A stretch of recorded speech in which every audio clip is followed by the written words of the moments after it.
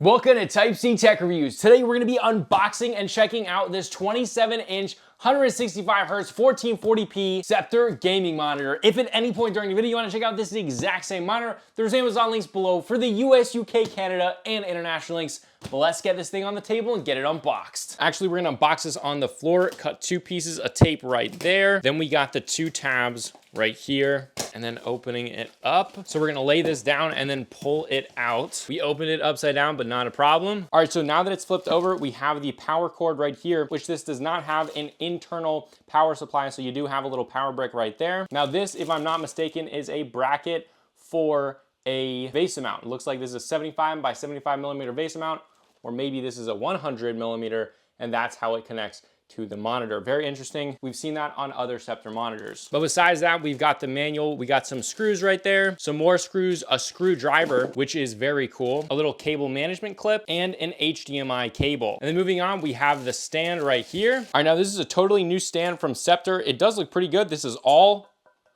a metal, which I actually didn't look like. It looked like plastic, but this is all metal with a high quality thumb screw right there. We then have the other half of the stand right here, which looks like a lock-in stand, which is very impressive. Yeah, this is all solid metal right there. That part is plastic, but you do see all the metal right there. And then you can see that is a lock-in stand right there with height adjustability and tilt.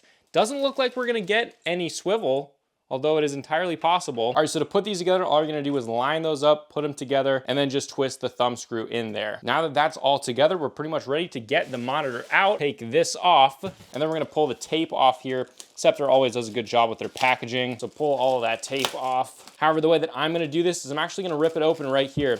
Makes it really easy to just get this lock-in stand, line up the top prongs right there, and then push down, you're good to go. Now we can just pull this right out, just like that, and set it on your desk. Very easy unboxing experience. Now let's get all of the plastic off of this, and then we have some plastic on the front. And yeah, so it actually does have swivel. Look at that. It is built into the base, it looks like. Built into the base, pretty dang impressive. Very low profile stand.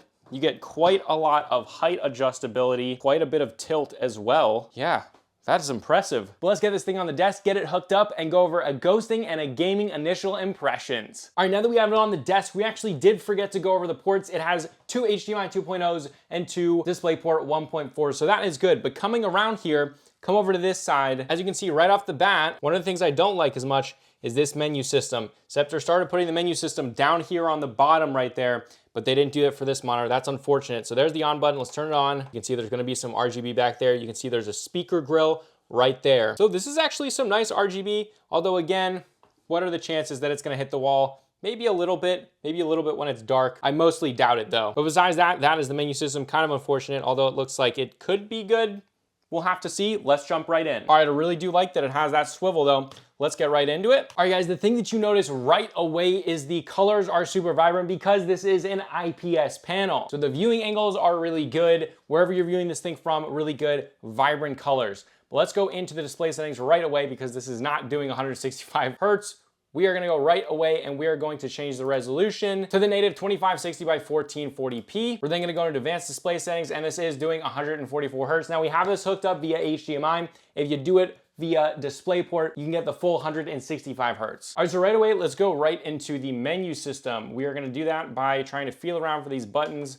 I think that's it. That's kind of the menu button. There's one big button. The top of it is the menu. And kind of like the engage button, and then these bottom two are to go down and up. I mean, it's better than the Dell monitor that I just reviewed, but the menu system on this, like the actual system is fine, the controls are horrible. Now you can see up here, we have the different presets. Let's go into that and see if we can change those. We got user, which we're gonna do that one, and we're gonna go up to the backlight, and let's turn that thing all the way up. And yeah, I think it's reasonably bright. It looks very vibrant, it looks very pretty.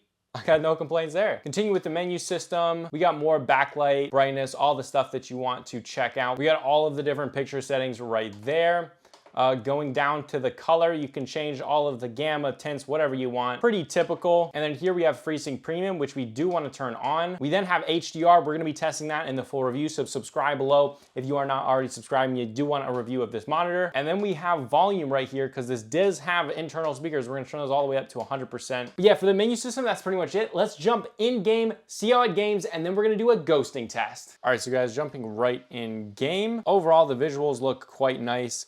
The speaker quality is actually pretty good, but that is for monitor speakers. I mean, don't think that these are anything fantastic, but yeah, I mean, the visuals are great. This is an IPS panel. It seems pretty bright, but again, check for the full review to see exactly all of the specs and stats and what I think of everything. Overall, from Sceptre, there's typically some stuff that I don't particularly like, usually just a lack of polish.